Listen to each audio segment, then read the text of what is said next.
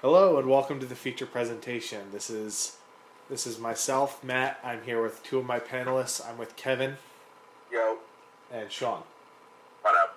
So, with Frozen just coming out, Disney's Frozen, which is their 53rd film, I believe, Yep, something like that's that. right. We actually decided to finish up because I was looking through our podcast and I noticed that part one of our big Disney retrospective that Augie and I started was on YouTube, but we never actually got around to a part two. So this would be our little makeup section. This one will also run a little bit longer because these are more,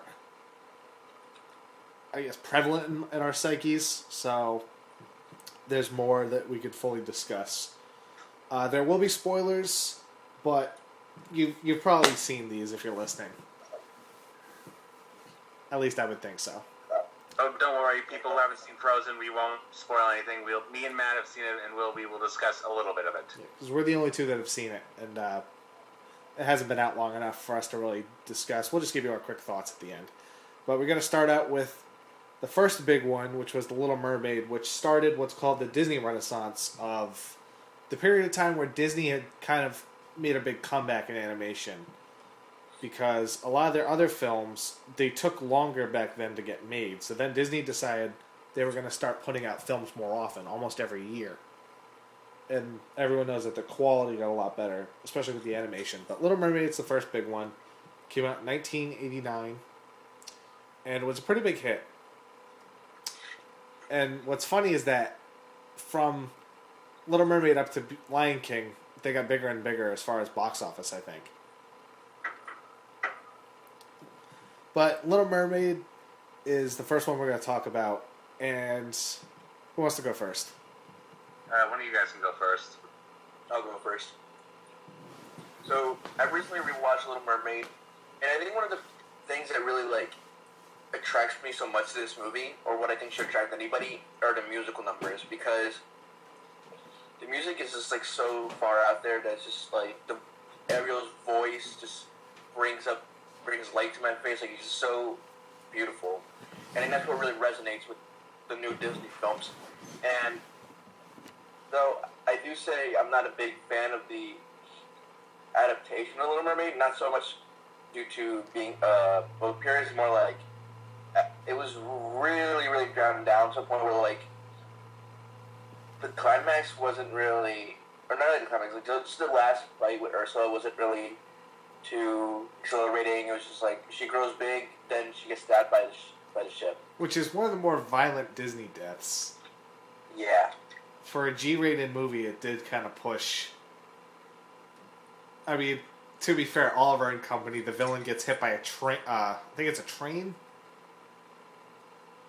I think so. Anyway.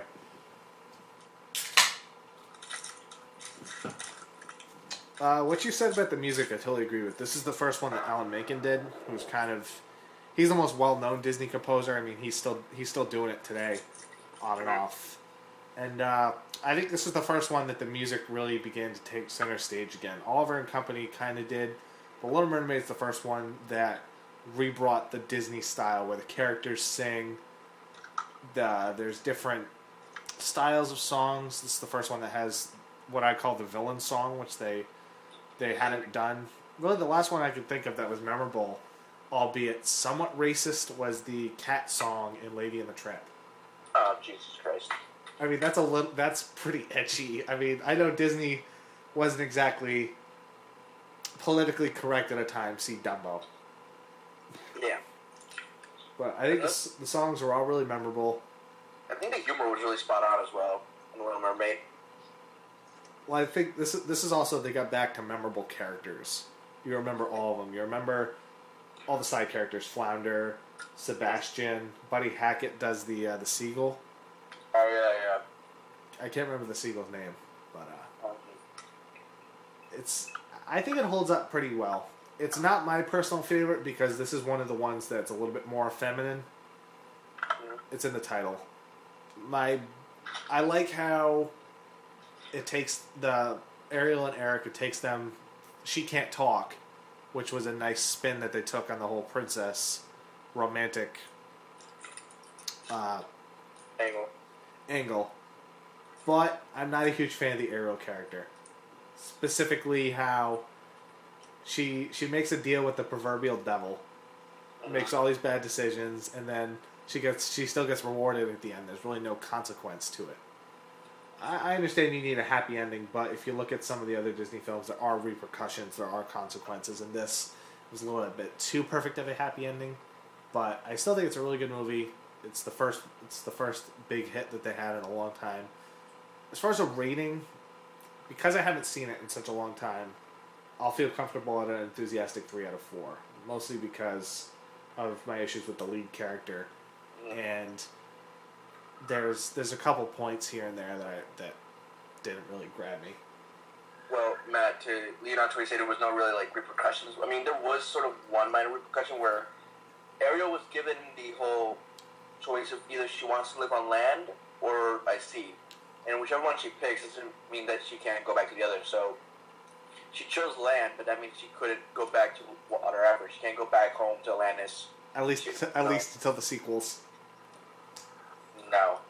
For the record, those of you that are listening, anytime there's a straight-to-video DVD sequel, skip them except for Aladdin and the King of Thieves. That's the only good one I can think of. Yeah, that's a really good one. Actually, I liked Lion King 1.5. Yeah. That one too, actually. But that's really it. There's like Cinderella 3 and Hunchback 2. Oh, Hunchback 2 was horrible. Anyway. I give Little Mermaid an enthusiastic 3.5 out of 4. Okay, and well, like Matt, I have not seen this one in a while, and I think I'm going to have to watch this one again.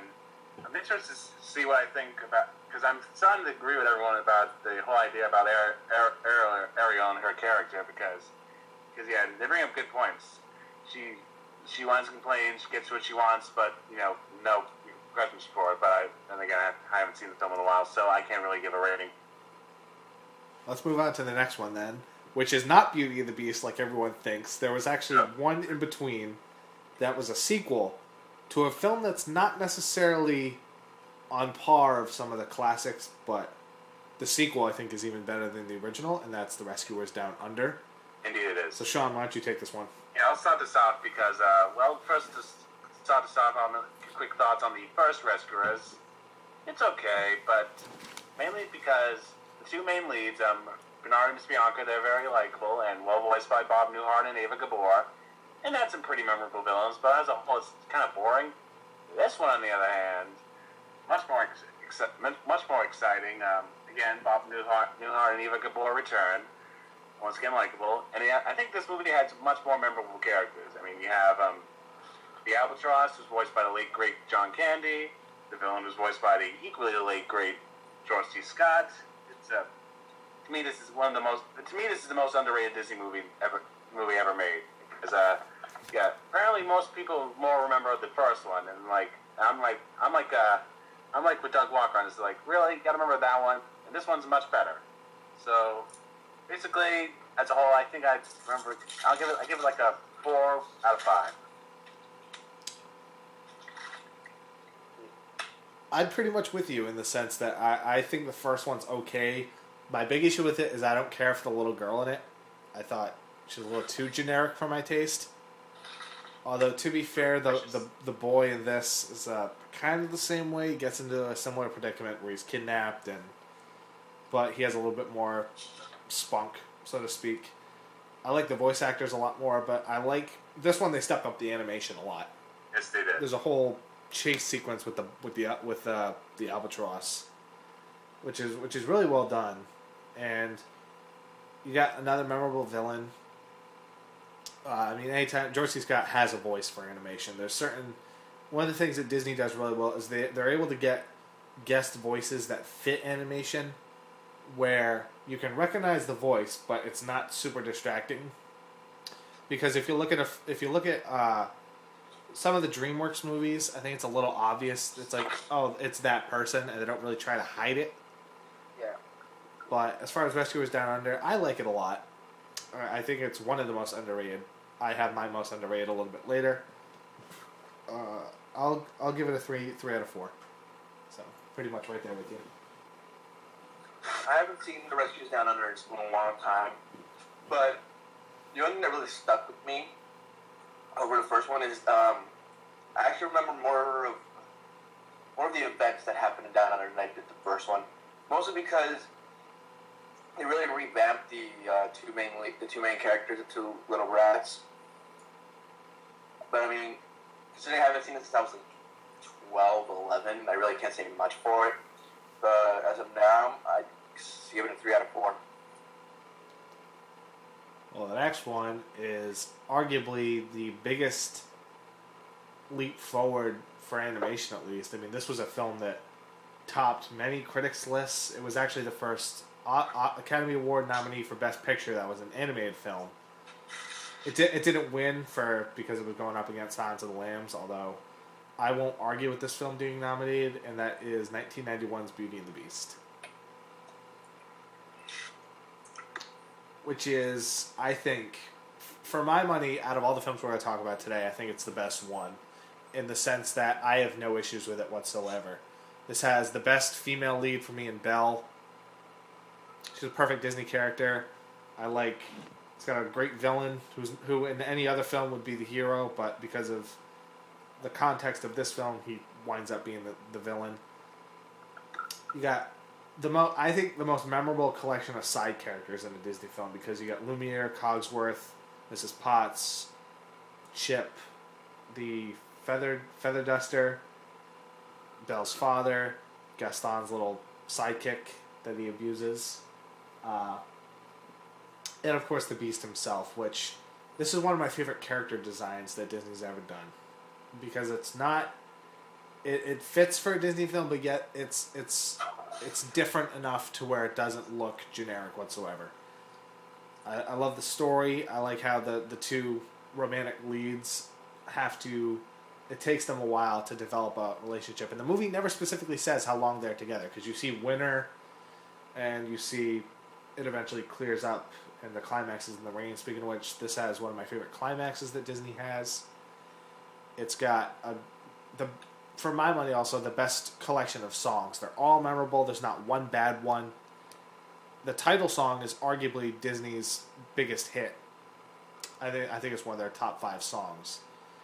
So all in all, I think it's the best out of all the Renaissance films and beyond. It's a 4 out of 4 for me.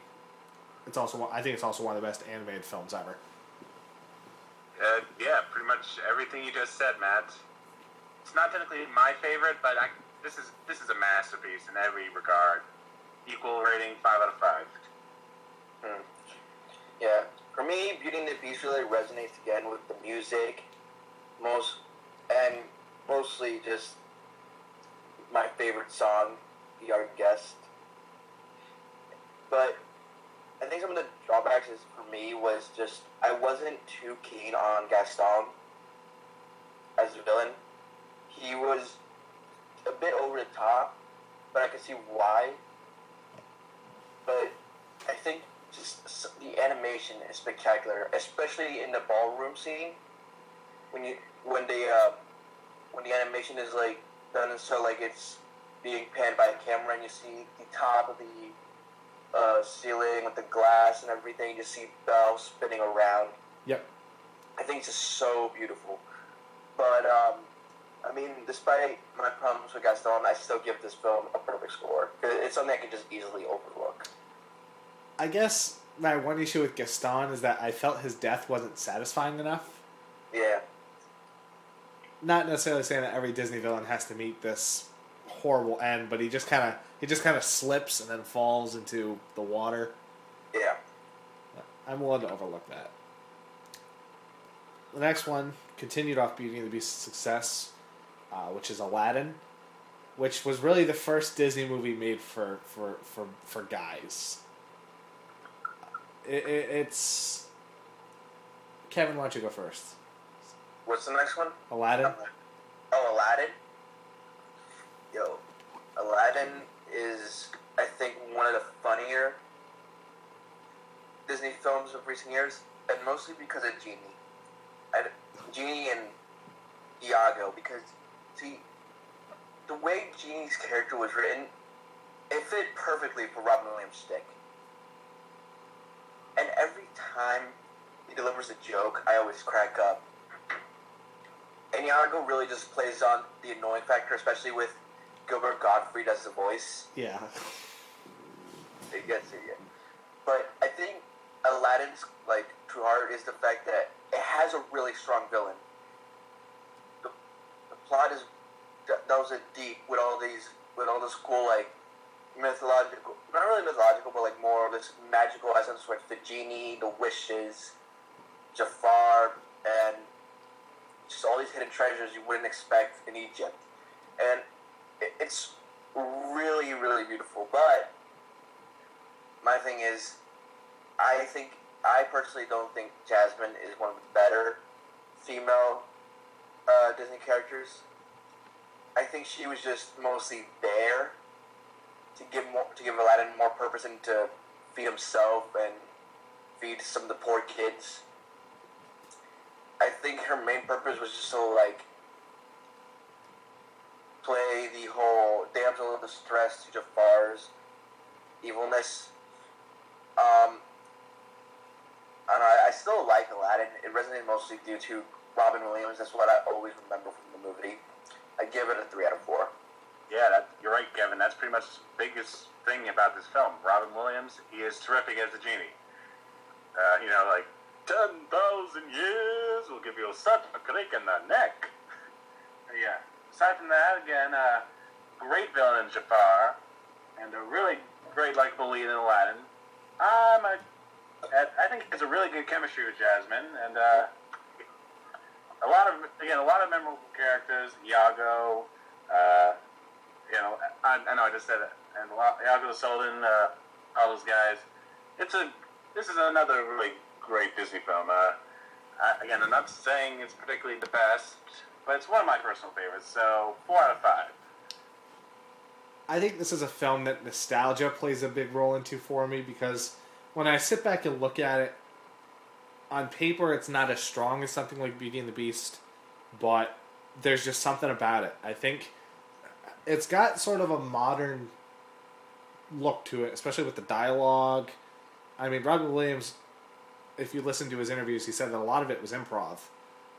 He said, "Do you mind if I try something?" And they're like, "Yeah, sure." So they ended up with like 8 hours of footage, and then, I mean, he'd go over the line a little bit, because they'd go, "It's Disney. The mouse doesn't have genitals." But I think Genie's one of my favorite characters ever, because everything that comes out of his mouth, I just crack up. It's kind of a precedent to something like, I don't know what it is. It's got a bit of a like when I think of Shrek, I think of Aladdin a little bit, mostly because Genie's sort of like Donkey, where you have no idea what's going to come out of his mouth. I like Aladdin and Jasmine a lot. I like how they do have a great deal of chemistry, which a lot of the Disney couples don't have, because these two characters are both equally defined. If you look at a film like Cinderella or Snow White, you have the princess who's well developed, but the prince is kind of just bland window dressing. He's just there. I'm not as keen as Jafar on you guys are. I think my issue with him is that I don't feel like he's in the movie enough to kind of warrant him as the villain. And Gilbert Gottfried, it's just, I can recognize that voice anywhere. I think he's as funny as Robin Williams. Just that voice. Once again, great songs throughout, which is weird because these are a lot. There's no real downbeat songs in this one. They're all kind of upbeat and lively.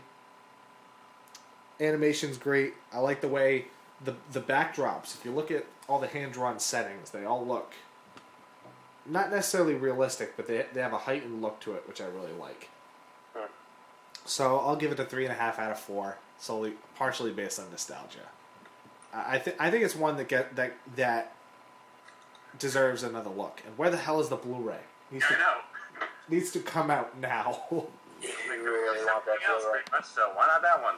No, it's just weird to me. We were talking about this before we recorded, that Disney has put out a ton of Blu-rays, but yet for some reason this one doesn't have one. Especially if you look at films like Robin Hood, which aren't exactly up to par with some of the classics, but Aladdin is always regarded as one of the stronger Disney films. It just seems weird to me. Yeah. So now we come to the big one. My favorite one. The Lion King, the highest grossing animated movie of all time, I think. Traditional animated. Toy Story 3. Hand drawn animated.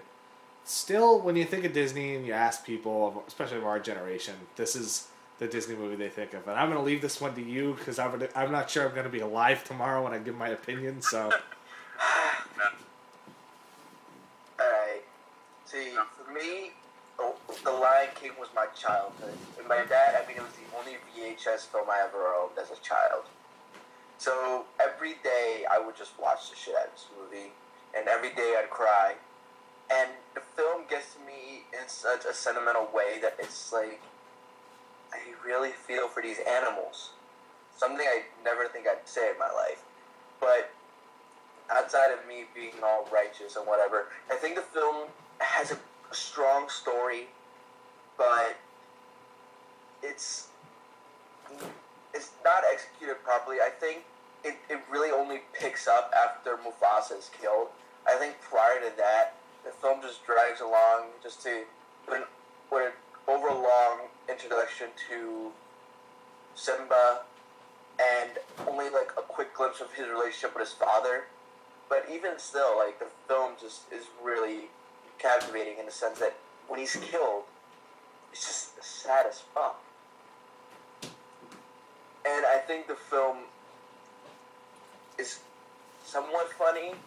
I think some of the fart jokes they're just misused, especially with Pumbaa and Timon. But the voices, I think the casting of the voices was great. Like, I didn't know Simba was voiced by Matthew Broderick until, like, 2 years ago. really? Because I recognize it as soon as I hear it. I didn't. Like, The Lion King just holds so much nostalgia, so much memory with me, but it does have its flaws. I mean, it's hard for me to even give this a rating because a part of me would just be biased with it, and the other part would just be like, eh. The only way I can say is, like, I'm going to give it a mid rating, which is very, very, very enthusiastic 3.5 out of 4. Okay. Kevin, before I start, where would you rank this as far as your favorite Disney films? Not best, favorite. Ooh. Like, as in just, like, personal favorite? Yeah, personal favorite. Number 1. Because I share the same opinion. This is, as I've probably gone over plenty of times already, this is my favorite Disney film for many reasons. Pretty much a lot of what Kevin already said. Great animation, a great scope, which is just epic scale. The hyenas. Anyway, I like all the songs, but my favorite part of it is actually the score by Hans Zimmer, which, as far as I can figure, this is probably the only Disney film that has like a prestigious. I don't know. The score is like equally as impressive as the songs. I don't know. I'm just talking BS here, maybe. What do you guys think? No, I agree with that. I think because they went to a composer. Yeah, they went to Hans Zimmer. Because a lot of the key emotional moments have musical accompaniment, not necessarily a song. Yeah, and Hans Zimmer's score again, as I said, is just brilliant. This is the only Disney film that I routinely watch every year. So yeah, this is kind of biased. 5 out of 5. And now, prepare your pitchforks, everybody. Okay, everybody.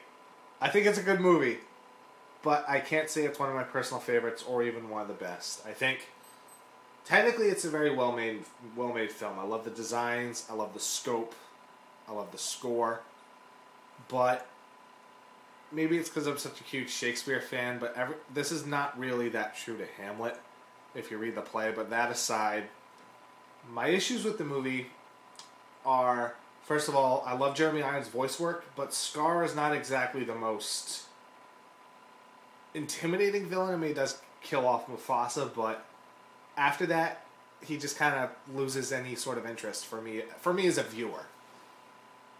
Despite having Jeremy Irons, who's fantastic. So that's really my big problem with the movie. And the other one, honestly, is I don't care for the message. I think the message is a little muddled. I think that the whole conclusion is great. I just think there's a whole, I don't want to get into it, but there's a little bit of like a capitalist view to it. But anyway, as a movie, it's very entertaining. I like most of the songs.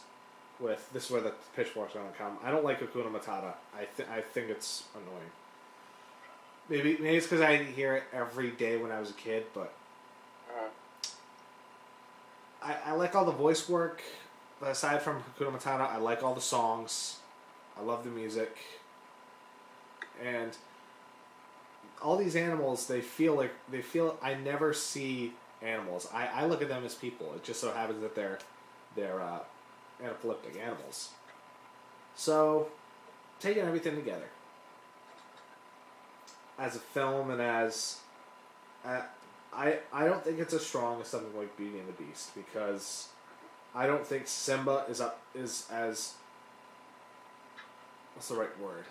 Engaging a protagonist as, let's say, Bella the Beast. And then Nala she's just there to say, you need to get your ass a job. Look at all this.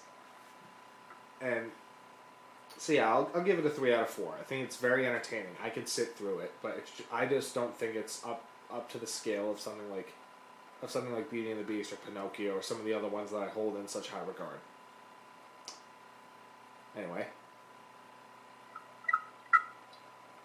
The next one. Oh boy. Yeah, boy.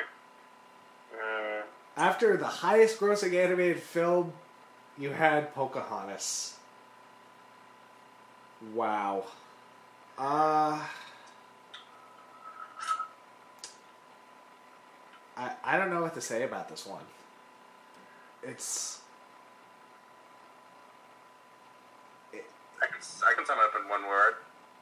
Boring. Tedious. I'm not saying this because of recently. Even as a kid, I remember I found this like, this is boring.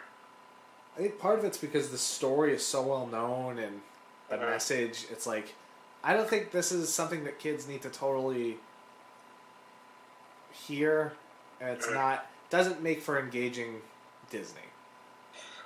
Aside from that, this is a personal thing, but I'm not a huge fan of the animation style of this movie. For some reason, going back to the more 2D look,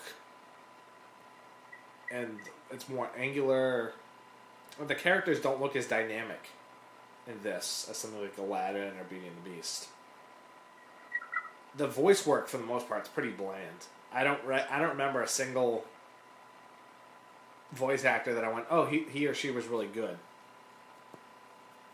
Songs are kind of meh. I don't really remember any of them. But the big issue is the story. So I gotta give it a 2. Because there are moments that I like, but it's not. I don't think it's that strong of a film. I think I share the same thoughts as you. Like I said, boring, bland characters. Like the only ones I really remember were like the animal sidekicks. But then they had that thing of like they didn't talk, but then the trees can talk. Because apparently the animals were going to talk, but that's after because they had John Candy doing a voice, but then he died. So yeah. Well, anyway, songs, "Colors of the Wind" is okay, but aside from that, 2 out of 5. I have to say this is the weakest of the Disney Renaissance films. I think of the films we're going to talk about, this is one of the weaker ones. It's not the weakest. I'll touch on that later. Don't worry. But this just seemed like such a huge step down. I personally remember the sequel more than the first, so let's skip it. Okay. So, surprisingly, Hunchback, I would never have pictured that as a film that to follow Pocahontas. But I think this is one of their most underrated films, if not their most underrated. First of all the people that compare it to the Victor Hugo novel, there is no way in hell that they were going to adapt that for a Disney film. Because the book is about corruption within the church, and it's got a lot of religious beats, which granted there's minor hits at religion, but it's not the main focus of the story. The main focus is like the Ugly Duckling story. Of course, Frollo is, I think, one of the strongest Disney villains out there. I love the voice. Tony Jay is fantastic. I like how there's this. They change his character in the book. He's a I want to say he's a priest. Sean? I'm checking it out right now. I want to say in the book he's a priest, and then in the movie he's a judge. But I He's like... the archdeacon. Okay. So, I think the animation's great. I like the whole... I mean, just if you look at the way the cathedral's drawn, that's one of their best designs that I think they've ever done. I love the climax, and I like the lead character a lot. My big issue with the movie is the gargoyles. I don't remember a single thing that they said was funny. And I thought it was a little cheap that they're the ones that help fight at the end. It just didn't seem to, convey with the rest of the movie. Regardless, because of how serious it took itself, it wasn't... If you take the gargoyles out, it would have been too serious, so I understand why they're in the movie, but aside from that, I'll give it a 3.5. Yeah, same things again as you said, Matt. As for the gargoyles, I don't typically mind them. I do agree they're the weakest part of the film. Again, I give props to Disney because this is easily one of the darkest films.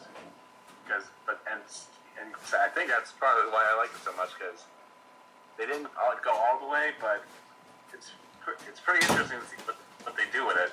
Because again, we got a villain who sings a song about hell. For kids. Anyway, 4 out of 5. Well, unfortunately, I don't remember this movie as well as possibly you guys do. I think Hunchback of Notre Dame is a step up from Pocahontas because the characters are more memorable, especially the gargoyles. But I'd give it a 3 out of 4. Oh, I'm not a fan of the next one either, but I'm sure one of you guys might be. Hercules? Yo! A personal favorite thing. Hercules. My shit. Yo, Hercules is funny. I don't know what you guys are talking about. But I'll touch up on it. So, after Hunchback, we had Hercules, which was another one of my childhood favorites because I would watch that every day before going to elementary school. And one of the things that I liked about Hercules is the voice casting, especially because it fit. Like, Danny DeVito as the half-man, half-goat. I forgot his name. Phil. Yeah. And just James Woods as... It's like, wow, they really got this. And I think the thing that the film really just excels on mostly is its comedy and wit. But I think the story itself is a bit weak considering where to take it from. And it really doesn't capture Hercules' like prime down as a character really. He's just there at first to be like the dim-witted hunk that the girl's gonna fall for. You know what I mean? This is definitely one of the also like with Aladdin, one of the funnier Disney films, but I think the comedy tries too hard to overshadow some of the big problems it has, but I forgive it because it's funny. I give it a 3.5 out of 4. Okay, I'm gonna say right now, the best part of this whole film, James Woods as Hades. That's the best part of the whole film. Aside from that, it's entertaining. I like the main lead enough, but aside from that, I don't think there's much else that I remember about it. So, 3.5 out of 5. This is one of those ones that I liked it a lot when I was a kid, but when I go back and look at it, there's just something about it that's just off. Firstly, the tone of this movie, just you mix Greek mythology with like a Broadway... Vegas. Actually, Vegas would be the perfect way to describe it. And then they got, what's his name, who did The Wall, to do most of the visuals. I can't remember his name. But, yeah, this is... Everything clashes together. The music doesn't really work for me, aside from that one song that I'm not going to start singing, because the Michael Bolton version has killed it because of Office Space. But leads are very bland. Take James Woods out of this movie, and I don't even know if I can sit through it. Because of how much he makes me laugh, and I do agree with what you guys said about him. I would give it a 2.5 out of 4. Okay, and by the way, it's Gerald Scar. I think that's his name. Yeah, he did the visuals for The Wall. And this one. Speaking of stuff that messed up your childhood.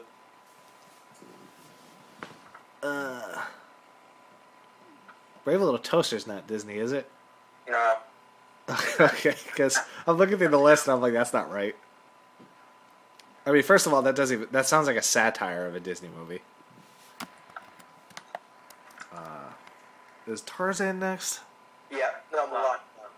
Alright, one of you guys can take that one. You can do it, Kevin. Okay. What I like about Mulan was that it showed that Disney wasn't afraid to show a fierceness with woman as the lead character, to show that she doesn't need the man to be the supporter. She can take care of her own problems. And with Mulan, it also allowed Disney to cross off an ethnicity off their list. So that way you don't look that racist. But what I think Mulan, it's the biggest thing that works with Mulan is the central character. She's strong. She has a lot of willpower. She always shows that she's capable of doing what she wants without having to feel as though she's weak because she's a woman. And it's one of the few times where Disney actually has a strong female character. And that's what really works for it. I wasn't a big fan of Eddie Murphy as the dragon, though. Oh, I disagree. He's my favorite part of the movie. Maybe it's because it's overshadowed by Donkey. Yeah. This is Donkey before Donkey. John, did you watch this game? Yeah, it had to. I was getting worried. It was like back and forth the whole game. It's crazy.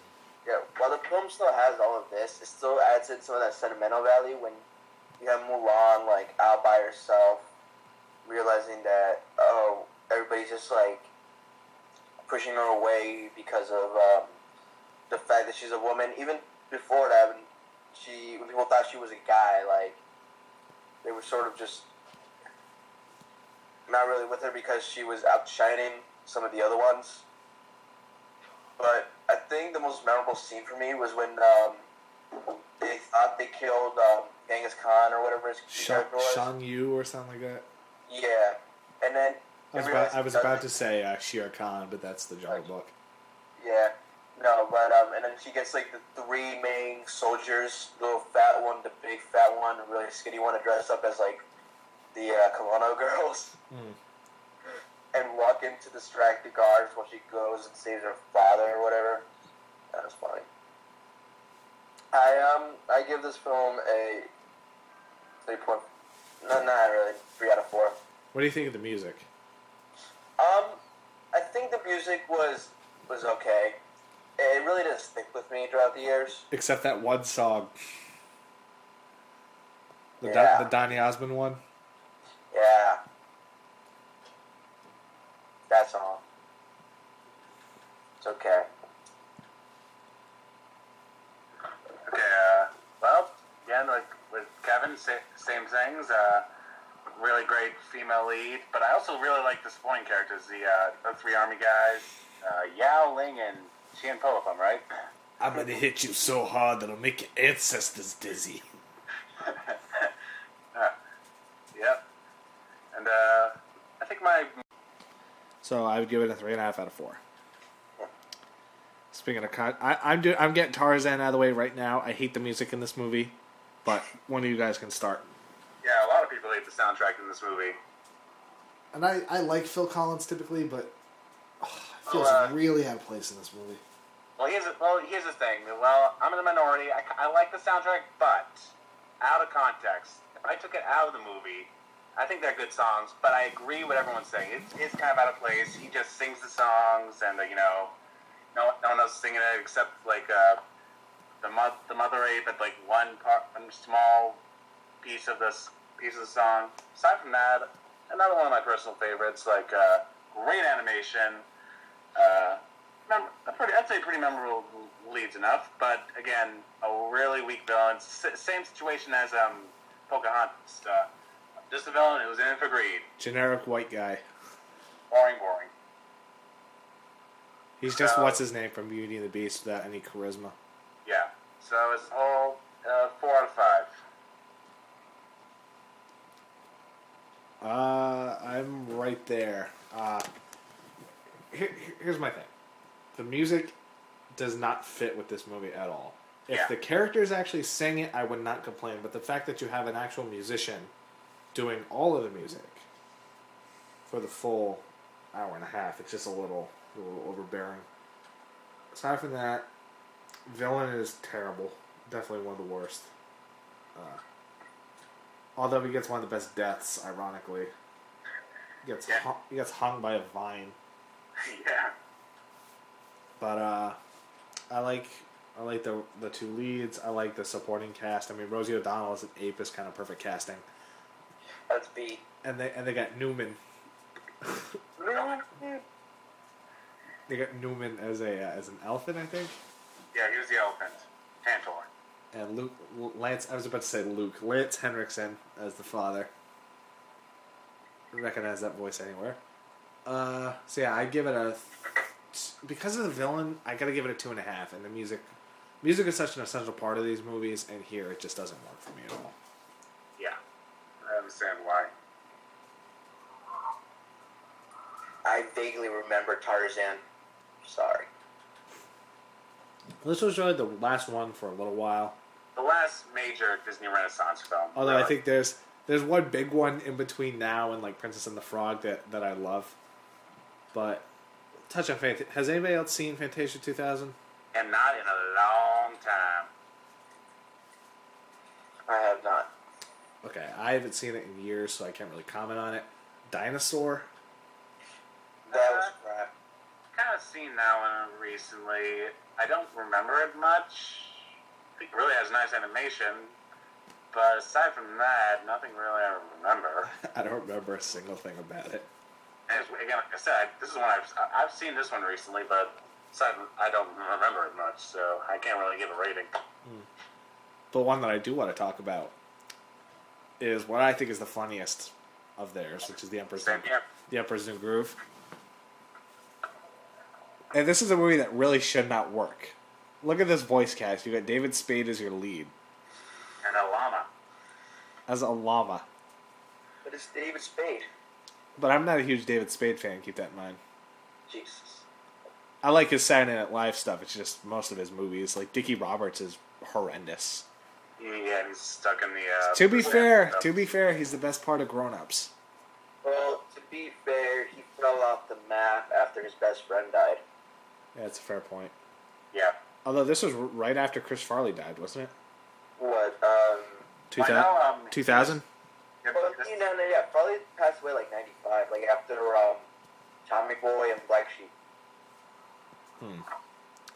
But this is one of those movies. It's the first buddy movie that they had made. It's a road trip / buddy road trip movie. I don't know whoever did the punch up on the script, but they did a great job. There's just so many quips back and forth. Patrick Warburton's arguably one of the best voice actors working today, and everything that comes out of his mouth just cracks me up. I gotta say, I think this is one of my favorite supporting characters in Disney history. I personally think Krunk is the funniest thing of this movie. I agree with that. But the two of them together, Eartha Kitt, and I think the best scene in the movie is when they go in the diner, and then they sing "Happy Birthday." Oh yeah. But it's so great because I think it's a little bit satirical how the people are just so deadpan and they don't give a shit about work. Yeah. So, honestly, I give it a 4. It's one of those things that I just find it really funny and I think it works, especially the waterfall scene. Mm-hmm. Like, don't tell me we're about to go over a waterfall. Yep. Shark rocks to the bottom, most likely. Bring it on. I think. Wait. What? Oh, I'm sorry. I thought we dropped out. My favorite scene is the obvious. I know I've probably said a lot on here already, but pull the lever, Crunk, sprung lever. That was in every trailer. That was in every TV spot. Yeah, it was. Yeah, and again, like you said, this is one of the funniest. Like I just said, I think this is the funniest movie of theirs. And again, mainly because of Yzma and Crunk, but I also think David Spade and John Goodman also have really good camaraderie between them as Crunk and Kuzco and Pacha. Again, that waterfall scene is a big example of that. As a whole, 4.5 out of 5.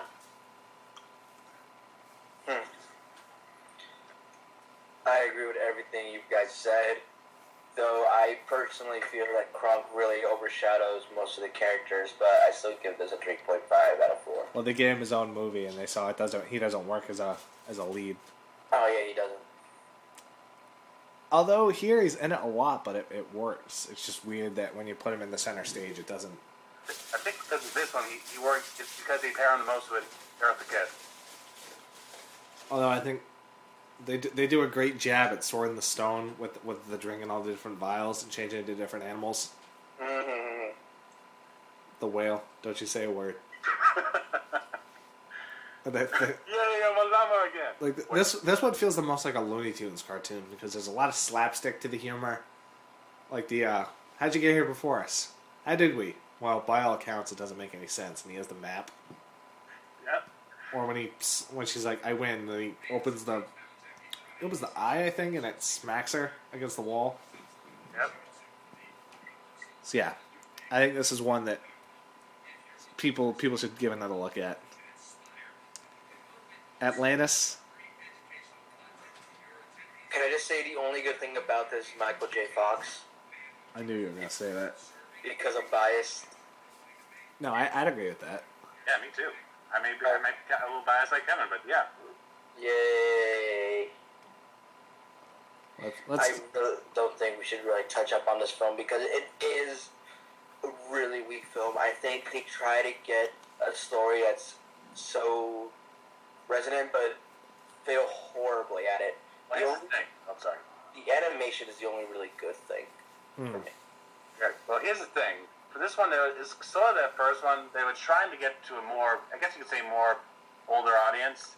Mm-hmm. In a sense, kind of, sort of works, but to me at least, this is I actually really don't know much about what else to say about good animation. Again, Michael J. Fox, great in the lead.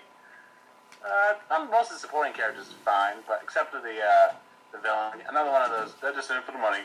Yeah. So I can't really give a rating actually. I can't either because I haven't seen it. I saw it one time when I was 8, and then I've never bothered to sit down with it again. Treasure Planet's kind of the same way. I recently rewatched that. High didn't make it better. Which is weird because that's a perfect stoner movie. It's beautiful to look at, but you really see everything that was wrong. So you want to just skip over this one? Yes, please. How about Lilo and Stitch? Yo, I adore this movie. Lilo and Stitch is the cutest movie I've ever seen, dude. I won't go that far, but... Wow, okay. So you don't think that whole little girl wanting a pet and getting an alien and training it to be not so hostile, and then meeting all these people, and then meeting Bubbles. It's you know what? Fuck you, this movie is really cute. Isn't Bubbles voiced by, what's his name? Michael Clark Duncan. Yeah. Oh, no, it's Ving Rhames. Oh, It is Big Reeves. Because I was like, it's some big black guy and I can't put my finger on it. Yeah. But, I mean, how did the film, like, the film's just, it's carried on by, well, obviously when I say cuteness, but, like, I just love Stitch. Stitch's personality and just the way he responds to things. Pardon me. It's just so great. Lilo, such a well-developed character. I think the only really problem with Lilo and Stitch is they're really over the top with their imagery of Hawaii and like overuse of Elvis, in my opinion. I'm such a huge Elvis fan, why that didn't bother me. Well, I love Elvis too, but you know what I mean. I give this a perfect score. 4 out of 4. Likewise. Yeah, I don't really. Actually, this one I have to see again. I did see a little bit of it recently, but yeah, I remember I did. This one was nice. This was a nice one. Like Stitch is a memorable character, as is Lilo. It's a really interesting relationship with Lilo and his sister because again, his sister has to be both the sister and a mom because both their parents are dead. Again, Disney, they kill off parents. But this one, they killed both parents, which they normally don't do. Yeah. Yeah, and they do that again in a later film, but we'll get to that later. But yeah, this was a good one. The next two, I'm going to touch on these quick. Brother Bear and Chicken Little, they both suck. Actually, there's another one between that. What? Home on the Range one. Oh, all three of those could rot in hell. They're abysmal garbage. Brother Bear is one of the most painful experiences I've ever had sitting in the theater. As a kid they say you love everything. Back then I was like, this movie sucks. And then Home on the Range and Chicken Little are the same way. The pop culture stuff, the jokes make no sense. Roseanne plays a cow. Exactly. I mean, the only thing was for Chicken Little, Zach Braff was casted against type because he's not a chicken. If you watch that video of when he got punked, dude, he almost beat up a 12-year-old for... Oh yeah, because that makes him such a badass. He sprayed painted. It was so funny. Yeah. I've only seen like a couple minutes of Home on the Range. Yeah, most of these movies I haven't seen in a while. Yeah, I can't recommend any of them. How about Bolt? I'm back. Difficulties. I was gonna say, how about Bolt? Like I was saying, with trying to remember what it was like Chicken Little. The only thing I really remember of it, I think Zach Braff did a really good job. Aside from that, I think I'm agreeing with a lot of people. It's really mean spirited. Yeah, I think it's their weakest film. Period. Yeah, I think one of the weak. It's not my. I don't know. I don't know why. I always just remember it because it's pop culture, so it doesn't really work as well. I just remember the scene where that pig just goes, "Darth Vader's Luke's father." I don't know why. I just remember that. I don't know why. Yeah. Okay. We can go on to the next film. Bolt.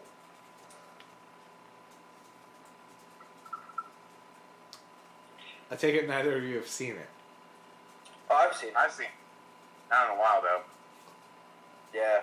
This is one that I was not expecting much, and this is one of those pleasant surprises.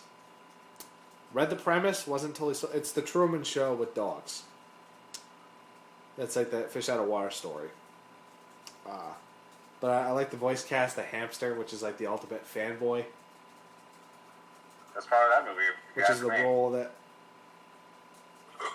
Sort of like the Eddie Murphy role in Shrek. It's like that's the character that takes over the movie. Got a lot of zinc to it. I think it's a very enjoyable movie.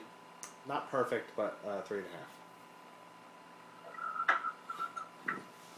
I honestly don't have much to add.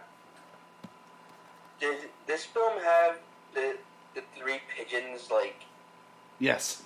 Yeah, then I give this 3.5 out of 4. They're basically a rip on the penguins from Madagascar. Yeah. Like, I remember, I see your face, and then you had the picture of the The billboard. guy. He's like, nope, still don't know. I like Bolt. Yeah, I remember I liked it when I first saw it, but I think I have to see this one again. So now we get back to traditional animation with Princess and the Frog, the first black princess, and what do you know, this movie bombed. And maybe it's because she was a frog. There's a lot of interesting conspiracy theories about why this movie bombed. Honestly, I don't think it's because she's black. I think it's because people just remember a couple years ago, CG was all the rage. Yeah, this is really in the middle of the computer animation craze. Because this is when Pixar ruled the world. They're coming off of Ratatouille, Wall-E and Up. Yeah, this is the same year as Up. And then DreamWorks had kind of found its footing with Kung Fu Panda and a couple other movies. So, this is one that I was curious to see. I never saw it in the theater just because I never got around to it. And other than a little bit of a convoluted story, I think it's a lot of fun. First time in a while that all the songs I liked the leads, I like the villain a lot. I mean, it's Keith David who's got a voice for animation. And one really great villain song. Well, just the way that character is drawn. Somebody saw Live and Let Die and said, "Oh, let's make this is what Baron 70 would be after that movie." Yeah. He'd move to New Orleans and start voodoo.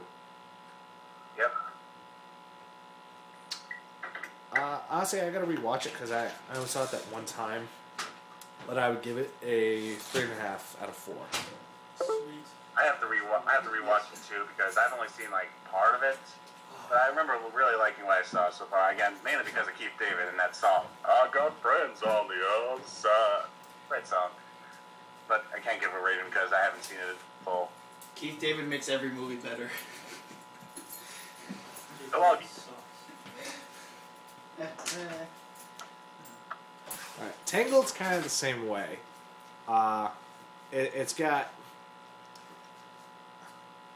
that. I don't know what to say. Just the horse. That horse makes the movie. You take that horse out of the movie, I don't think I'd like it that much. Because honestly, when I read who the two leads were, I was like, really? A singer and some 2-bit hack who's a poor man's Jimmy Fallon? But Hey, he was in Chuck. Chuck wasn't exactly that good. But I like Chuck. that's because you do. It's okay, Kevin. There's another one here. First of all, I love how this movie was going to be called Rapunzel, but apparently that name sucked, so they called it Tangled, which isn't exactly much better. I can't really give it a rating because I only saw it that one time, and it's not as fresh in my mind as the last one. So, once again, haven't seen it in full. Can't give it a rating. Kev, you either? I haven't seen Tangled yet. Alright, I'll throw in my guest review here for a couple minutes.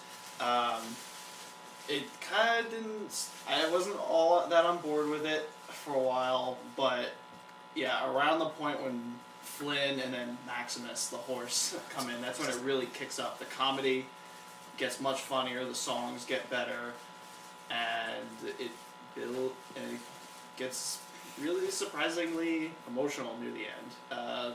Climax could have been a little better, but I'd give it a 3.5 out of 4. So just real quick, kind of wrap up. Winnie the Pooh is just 80 minutes of nostalgia, not even. It's like 75 minutes. It's not even. Wait, what is it? It's like 70. Is it really? Yeah, it's really short. Well, I was gonna say, don't you need a 75-minute runtime to?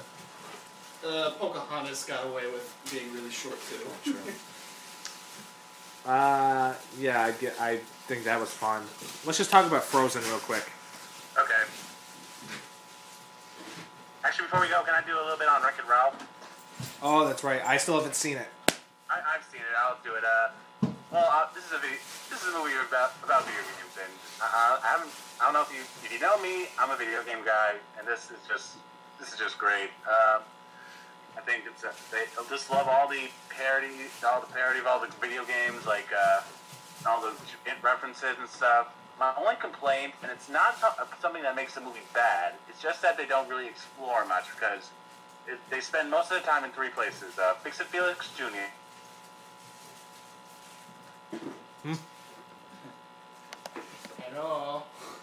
Hello, who is it? Candyland, which is a mix of a Candyland and Mario Kart, and they spend most of the time in Sugar Rush. But a great voice cast, again, great animation. If you're a video game fanatic, you're gonna love this. I have one question. How is Sarah Silverman? Because that was my big question mark. She was funny as shit, dude. Oh my god, that surprised me. I love Sarah Silverman. She is one funny gal. You're one of the few, because I don't know a lot of people who are that big of fans. Well, you I- clearly haven't seen the Sarah Silverman program. I like her, but you can only take her in so many doses. Like School of Rock, she's in the background, so I ain't mind her. Oh, but she was just a bitch. No, she like pussy whips Mike White throughout that whole movie. I still want that School of Rock sequel. Not like Jack Black's doing anything.